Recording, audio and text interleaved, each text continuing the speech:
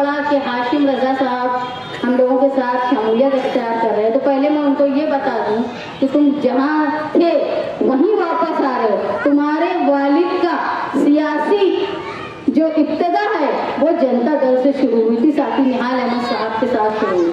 जब यहाँ 1996 की बॉडी में इलेक्शन हुआ और यहाँ जनता दल के उम्मीदवार चुन के आने के बाद उन्होंने इस्तीफा दिया, तो लोग साहब के पास आ रहे थे कि किसको उम्मीदवार बनाना, बाय इलेक्शन हो रहा था। तो ये इजराइल मेंबर साहब जो थे ये साहब के पास नहीं आए थे टिकट मांगने, साहब ने लोगों को इजराइल मेंबर के पास भेजा था कि तुम इलेक्शन लड़ोगे। मुझे याद है साहब बताया करते थे पार्टी ऑफिस की दुआई रोड पर इजराइल मेंबर को इधर इलाके के मेंबरों ने लोगों ने लेकर आए और वो पूछा उनसे कि मैं, साहब बोले कि मैं तुमको इलेक्शन लड़वाना चाहता हूँ। तो इजराइल भाई ने ये कहा था कि मेरा तजुर्बा नहीं है इलेक्शन लड़ने का। तो साहब ने कहा मुझको यकीन है कि तुम इलेक्शन लड़ोगे भी, इलेक्शन जीतोगे भी और मछली बाजार और आसपास के इलाकों का चेहरा मेहरा तुम बदल दोगे। ये यकीन था और उसी यकीन पर उन्होंने काम किया। वो इलेक्शन जीते, लड़े नहीं, जीते और एक लंबी लीड से इलेक्शन जीता उन्होंने। उसके बाद उन्होंने इस इलाके की बाजार को तब्दील करने का काम किया और उसकी सतह को, उसके मियार को बुलंद किया। इसलिए मैं हाशिम रजा को ये बोलूंगी कि आप जो है वो इधर उधर से आए हुए नहीं, आपकी बुनियादी जो सियासी आपके घराने की पहचान है वो साथी निहाल अहमद के साथ है। मैं ये बोलूंगी इनके घर वापस। मैं एक बात महसूस कर रही हूँ, रिजवान सर ने कहा कि जोश के, होश के साथ साथ जोश की भी जरूरत है। अल्हम्दुलिल्लाह साथी निहाल अहमद के नजरियात पे काम करने वाले मालेगांव शहर के हर इलाके में पुराने नए लोग हैं, लेकिन जब तक नौजवान शामिल नहीं होते, जोश शामिल नहीं होता, तब तक उस पार्टी का, उस सोच का नया रूप साबित नहीं होता। हमारे लिए बहुत खुशी की बात है जहां हमारे साथ एहतशाम बेकरी वाले हैं, जहां हमारे साथ इस्माइल प्लम्बर है, फैजान वगैरह लोग हैं, वहीं हमारे साथ आज हाशिम रजा हमारे साथ शामिल हो रहे हैं। मैं अब बोलूंगी कि दिल्ली के, बम्बई के आसिम के साथ हमारे पास मछली बाजार का हाशिम भी अब साथ है। मालेगांव शहर में कुछ दिनों से मैं अखबार में पढ़ रही हूँ कि खुफिया मीटिंग हाईवे पर हुई। ये जो खुफिया मीटिंग, दो सियासी जो शहर में सियासी दुश्मन माने जाते हैं लेकिन खुफिया मीटिंग करते हैं, तो जो लोग सियासी शऊर मालेगांव में रखते हैं उनको मालूम है ये इनका जो है गंगा जमुना का जो संगम है ये आज से नहीं है। 1999 में जब साथी निहाल अहमद साहब को इलेक्शन हराया गया तो उस वक्त भी ये दो सियासी लोग मिलकर नायब साहब के साथ खिलाफ काम किया करते थे। तो ये जो नापाक रिश्ते हैं जो शहर के दूर, ये समझ के मीटिंग हो रही थी कि मालेगांव के लोगों को मालूम नहीं पड़ेगा। तो अब ऐसा है कि यहाँ से लेके धुरिया तक समाजवादी पार्टी को मानने वाले लोग हैं। तो अब मैं उनको बोलूंगी कोई खुफिया मीटिंग लेना हो तो जरा दूर का इलाका ढूंढे जहाँ की खबर मालेगांव के लोगों को ना मिल पाए।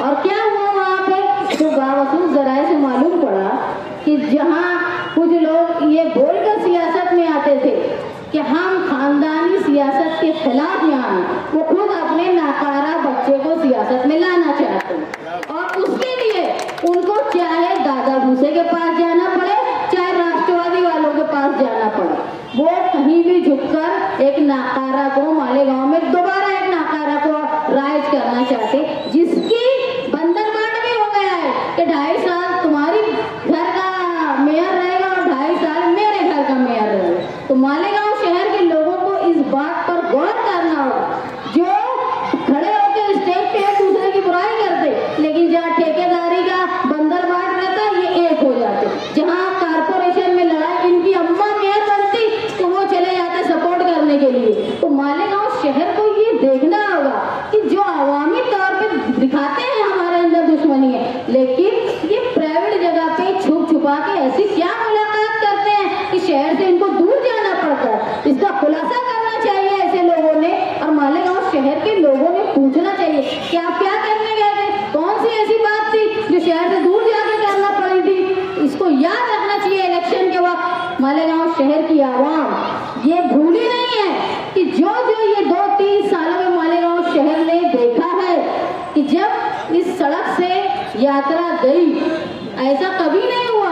यहाँ से मैं अपने बचपन से देखते आई हूँ, जब यात्री यहाँ से जाते थे तो वो अपनी गर्दन झुका के जाते थे और हमेशा से मालेगांव के अक़लियत के लोगों ने उनका इस्तेक़बाल किया है, उनको पानी के लिए पूछा है, उनको शरबत के लिए पूछा है। इसके बावजूद ऐसे हालात आए कि उन लोगों ने मालेगांव में आकर न सिर्फ नारेबाजी की, ऐसी नारेबाजी जो तजलील थी मुसलमानों के लिए, उसके बावजूद हमने बर्दाश्त किया। रमजान के महीने में कई जगह ऐसे हुए, कई मस्जिदों में तरावी में रखना अंदाजी हुई, उसके बावजूद मुसलमानों ने इस बात को सब्र के साथ, बहुत बड़ा काम था, सब्र के साथ इसको कबूल किया।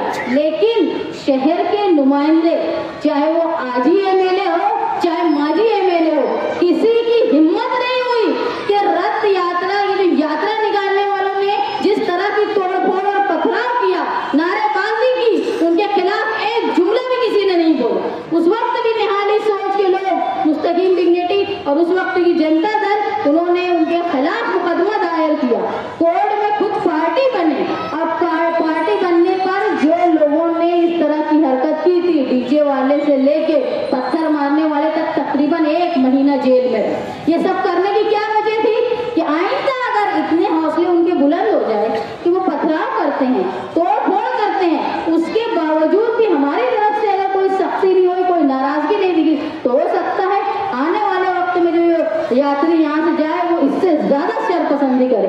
तो कहीं ना कहीं हमारा मिली और समाजी फर्ज बनता है कि खातियों को सजा मिलनी चाहिए। मैं यकीन रखती हूँ कि अब की जब यात्रा निकलेगी तो उनको ये याद रहेगा कि हमारे कुछ साथी 1 महीना जेल में रह चुके हैं। इसको जहाँ जुल्म हो, जब तुम जुल्म को बर्दाश्त करोगे, उसको बर्दाश्त करने के आदी हो जाओगे, तो तुम्हारे ऊपर जुल्म होता रहेगा।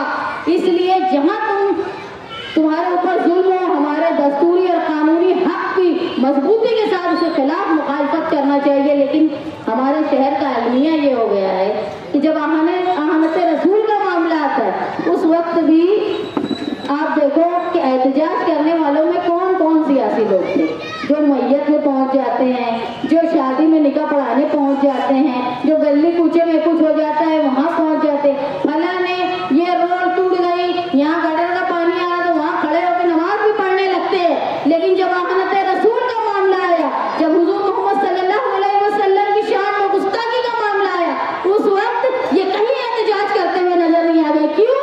क्योंकि पुलिस माई बाप का डर था। जब नुमाइंदा ही पुलिस का आलाकार बन जाए तो समझ लो आवाम का अल्लाह ही हाफिज है।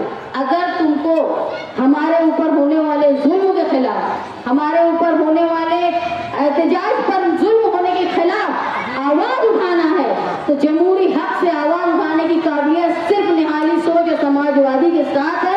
मैं इस बात की बहुत खुश हूँ इस बात से कि नौजवान लोग, पढ़े लिखे लोग हमारे साथ शामिल हो रहे हैं। और मैं ये महसूस करती हूँ कि आप लोग पार्टी में शामिल होकर, देखो कोई आदमी अकेला कुछ नहीं होता। निहाल साहब बहुत बड़ी ताकत थे, लेकिन निहाल साहब अकेले कुछ नहीं थे। निहाल साहब जो थे वो अपने वर्करों के दम से थे। साथी निहाल अहमद साहब ये बोला करते थे, मेरे वर्कर मेरे आंख और कान है, जो मैं देखता हूँ, जो मेरे वर्कर मुझे दिखाते हैं वही मैं देखता हूँ, वो जो मुझको सुनाते हैं वही मैं सुनता हूँ। तो अकेला लीडर कुछ नहीं होता। जब तक बाजू और वर्कर मजबूत ना हो तब तक सियासी लीडर कुछ नहीं कर सकता। ये है कि तुम्हारी सोच को एक अच्छा रास्ता बना देता है। तो ऐसे लोगों के साथ रहो जो तुम्हारे पर होने वाले जुल्म को, अगर तुमको कोई आफत आ गई, तुमने कोई एहतजाज किया, जैसे अहमद रसूल का मामला था, जेल में गए, लीडरों को फोन लगा रहे हैं, आजी माजी एमएलए को, तो वो फोन उठाने के लिए तैयार नहीं है। एक निहाली सोच के वर्कर ही थे जो उन्होंने एहतजाज किया। मैं ये मानती हूँ कि उस वक्त ऐसा माहौल था कि कोई अपने घर से 12 नवंबर के बाद, एक समाजी और सियासी आदमी तो दूर की बात है, एक आम आदमी भी रोड पे निकलने को डर रहा था। उसके बावजूद ये हिम्मत थी वर्करों की कि साथी निहाल अहमद साहब को मानने वालों की, कि मालेगांव शहर के तकरीबन 36 मुकामात पे हम लोगों ने धरना दिया। और ये धरना महसूस सिर्फ मालेगांव में नहीं, जेल में जो लोग बैठे थे उन्होंने भी देख के महसूस किया कि नहीं, मालेगांव शहर में हमारे लिए कुछ हो रहा है। एक हौसला उनके अंदर आया। तो ये समझ लो, जहाँ जुल्म हो वहाँ आवाज उठाना ही चाहिए।